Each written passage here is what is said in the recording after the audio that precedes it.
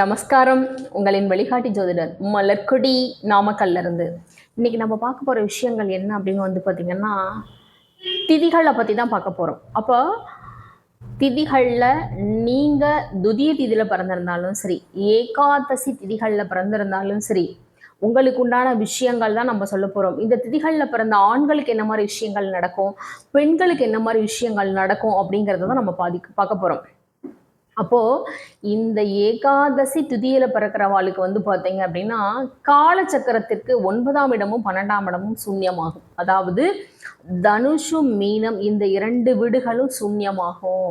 இப்போ என்ன பண்ணணும் அப்படின்னு பார்த்தீங்கன்னா, எந்த வீடுகள்லாம் சூன்யமாகுதோ அந்த வீடுகளில் குழந்தைகள் சம்மந்தப்பட்ட விஷயங்களில் கை வைக்கும்.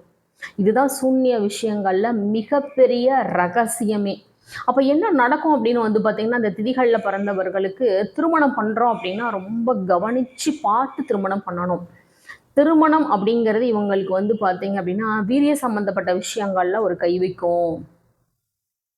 தந்தை ஆவரக்கூடிய விஷயங்கள்ல கை வைக்கும். ஒரு சிலர் பார்த்தீங்க அப்படின்னா திருமணத்துக்கு அப்புறம் ஒரு குழந்தை பிறந்தா தானே அவர் தந்தை அப்படிங்கிற அந்த பாக்கியத்தை அடைவார் இல்லையா? அப்போ காலச்சக்கரத்துக்கு 9ஆம் இடம் தனுசு பாக்கியஸ்தானம். நிறைய துதிய ஏகாதசி திதியில் பிறக்கிற ஆண்கள் பெண்களுக்கு பார்த்தீங்க அப்படின்னா அவ்வளோ சீக்கிரத்தில் குழந்தை பாக்கியம் கிடைக்கிறது இல்லை. அதனால தான் சொல்கிறது, தந்தை ஆவதில் ஒரு பெரிய போராட்டம் இருக்கும். தந்தை ஆவறதில் பார்த்தீங்கன்னா மிகப்பெரிய பிரச்சனை இருக்கும். ஒன்றுமே இல்லை மேடம், நாங்கள் ஒரு சாதாரணமாக ஒரு ஆன்மீக வழிபாடு, அதாவது ஒரு கடவுள் தெய்வ வழிபாடுகள் போகிறோம், ஏதாவது ஒரு கோவில்களுக்கு வழிபாடு பண்ண போகிறோம் அப்படின்னு பார்த்தா அதுக்கு கூட எங்களால் போக முடியல மேடம் அப்படின்னு சொல்லுவாள். ஏன் அப்படின்னா ஆன்மீக சம்பந்தப்பட்ட தெய்வ வழிபாடுகள் பண்ணும்போது கூட இவாளுக்கு பிரச்சனை ஏற்படுறதான். ஏன் அப்படின்னா நிறைய பேர் சொல்கிறா இல்லையா, நாங்கள் குலதெய்வ கோயிலுக்கு போயிட்டு வந்தோம், இல்லை ஒரு கோயிலுக்கு போயிட்டு வந்தோம், ஆக்சிடென்ட் ஆயிடுச்சு, ஒரு பிரச்சனை ஆயிடுச்சு அப்படின்லாம் சொல்கிறா இல்லையா. அது கட்டாயமாக உண்மையான விஷயங்கள் தான். ஆனால் அது யாருக்கு அப்படின்னு சொல்லி நம்ம எடுக்கணும். அப்போது இந்த துதிய ஏகாதசி திதியில் பிறக்கிறவாளுக்கு தெய்வ வழிபாடுகள் பண்ணும்போது கூட அந்த அனுகூலங்கள் கிடைக்காம போராடக்கூடிய வம்சாவளியாக இவா இருப்பா. அப்போ இந்த துதிய ஏகாதசி திதியில் பிறக்கிறவாளுக்கு அப்பா தாத்தா பாட்டன் வகையில் பார்த்தீங்கன்னா சிறப்பில்லை. ஏதாவது உங்கள் அப்பா தாத்தா பாட்டன் உங்களுக்கு சொத்துக்கள் சேர்த்து வச்சுன்னு போயிருக்காங்களா அப்படின்னு பார்த்தா இல்லை அப்படின்னு தான் அவள் சொல்லுவாள். இல்லை அப்படியே சொத்து இருக்கிறதுனா கூட அந்த சொத்து பார்த்தீங்கன்னா அனுபவிக்க முடியாத இடங்கள்ல அது கடந்துட்டு இருக்குமா. அந்த திதிகள் எவ்வளோ வேலை செய்கிறது பாருங்கோ. அதே மாதிரி பார்த்தீங்கன்னா இந்த பாக்யஸ்தானமும் 12ஆம் இடமும் சூன்யமாறதுல தூக்கம் சார்ந்த பிரச்சனை இருக்கும், நல்லா தூங்க முடியாது, ஆரோக்கியம் உடலில் பார்த்தீங்கன்னா ஹெல்த் விஷயங்களில் இன்ன பிரச்சனை அப்படின்னு தெரியாமையே போராடின்னு இருப்பாங்க. அவ்வளோ பெரிய விஷயங்கள்ல நடக்கும். இப்போ இவங்களுக்கு திருமணம் நடக்கும்போது பார்த்தீங்க அப்படின்னா முதல்ல ஹெல்த் எப்படி இருக்குது, 3ஆம் இடம் விரியஸ்தானம் அப்படின்னு சொல்கிறாங்க, 5ஆம் இடம் குழந்தை சம்மந்தப்பட்ட விஷயங்கள் சொல்கிறாங்க. இந்த 2 விஷயங்களையும் முதல்ல அனலைஸ் பண்ணி நல்லா ஒரு மருத்துவம் பார்த்துட்டு தான் திருமணமே பண்ணணும். இது ஆண்கள் சம்மந்தப்பட்ட விஷயங்கள். ஒரு பெண்கள் பார்த்தீங்கன்னா இதே திதிகளில் பிறந்திருக்காங்கன்னு வச்சுக்கோங்க, அது பாக்கியஸ்தானம் தான் பெண்களுக்கு குழந்தையை கொடுக்குற ஸ்தானம். அப்போ அந்த பாக்கியம் பாதிக்கப்படும் போது இவங்க என்ன பண்ணணும் பார்த்தீங்கன்னா, இவங்களுக்கு கர்ப்பப்பை சம்மந்தப்பட்ட பிரச்சனை இருக்கும், அதாவது யூட்ரஸ் சம்மந்தப்பட்ட பிரச்சனை இருக்கும், அந்த கருக்குழாய்களில் பார்த்தீங்கன்னா நீர் இருக்கிறது, கட்டி இருக்கிறது, இந்த மாதிரி நிறைய விஷயங்கள்லாம் டாக்டர் சொல்கிறா இல்லையா. அது யாருக்கெல்லாம் பார்த்தீங்கன்னா இந்த ஏகாதசி திதியில் பிறக்கிற குழந்தைகளுக்கு உண்டாகும். இப்போ இவங்க என்ன பண்ணணும் அப்படின்னு பார்த்தீங்கன்னா, மாதத்தில் 2 ஏகாதசி திதிகள் இருக்கும்.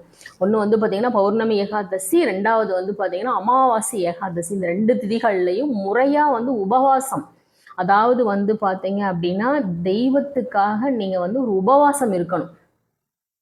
அந்த தெய்வ வழிபாடுகளை அதுவும் ஒரு அம்பாள் சன்னதியில் போயிட்டு முறையாக ஆகம விதிப்படி நீங்கள் அந்த தெய்வ வழிபாடுகளை பண்ணனேன் அப்படின்னா இந்த தோஷம் பெண்களுக்கு படிப்படியாக விலகும். நிறைய பேத்துக்கு நான் பார்த்துருக்கேன், ஏகாதசி பெண்கள் பார்த்தீங்க அப்படின்னா அவங்களுக்கு தான் அந்த கர்ப்பப்பை சம்மந்தப்பட்ட பிரச்சனை எல்லாம் வர்றது. அப்போ நீங்கள் அம்பாள் வழிபாடு பண்ணும்போது இந்த தோஷம்லாம் விலகி உங்களுக்கு படிப்படியாக உங்களுக்கு அந்த குழந்தை பாக்கியம் கிடைக்கும். நிறைய பேத்துக்கு பார்த்தீங்கன்னா இந்த பிசிஓடின்னு சொல்கிறாங்க இல்லையா, அந்த ப்ராப்ளம்லாம் யாருக்கெல்லாம் ஏற்படுது அப்படின்னு பார்த்தீங்கன்னா இவாளுக்கு தான் ஏற்படுறது. அப்போ இதுக்கெல்லாம் ஒரே வழிகள் என்ன அப்படின்னு பார்த்தீங்க அப்படின்னா, நிறைய பேத்துக்கு ஆண்களுக்கு பெண்களுக்கு தூக்கம் சார்ந்த பிரச்சனை இருக்கும். நீங்கள் என்ன பண்ணணும், 12ஆம் இடம் அயன சயன போகம் அப்படின்னு சொல்கிறாங்க இல்லையா. அப்போ அந்த அயன சயன போகம் பாதிக்கப்படுறதே உங்களுக்கு ஒரு பிரச்சனையாக தான் இருக்கும். என்ன பண்ணணும் பார்த்தீங்கன்னா, செப்பல் வாங்கி கொடுங்க. ஆலயங்கள்ல வேலை செய்கிற ஆண்கள் பெண்கள் இருப்பாங்க இல்லையா, அவளுக்கு வந்து பார்த்தீங்கன்னா அவள் கால் சைஸ்க்கு வந்து பார்த்தீங்கன்னா அழைச்சின்னு போயிட்டு செப்பல் வாங்கி கொடுங்க. வருடம் ஒரு முறை நீங்கள் செப்பல் வாங்கி கொடுத்தீங்க அப்படின்னா அதுவும் உங்கள் வாழ்க்கையில் மிகப்பெரிய ஒரு யோகத்தை கொடுக்கும். ஆலயங்களில் வேலை செய்கிறவாளுக்கு கொடுத்தீங்கன்னா இன்னும் அதிகமாக வேலை செய்யும். அப்போ ஏகாதசி திதியை திதிக்கு வந்து பார்த்தீங்க அப்படின்னா நம்ம சில விஷயங்கள் தான் கொடுத்துருக்கோம். அப்போ உங்களுடைய ஜனன ஹாரோஸ்கோப்பை நம்ம பார்க்கும்போது இன்னும் அதிகப்படியான விஷயங்களை 1000 விஷயங்களை நம்ம பேசலாம்.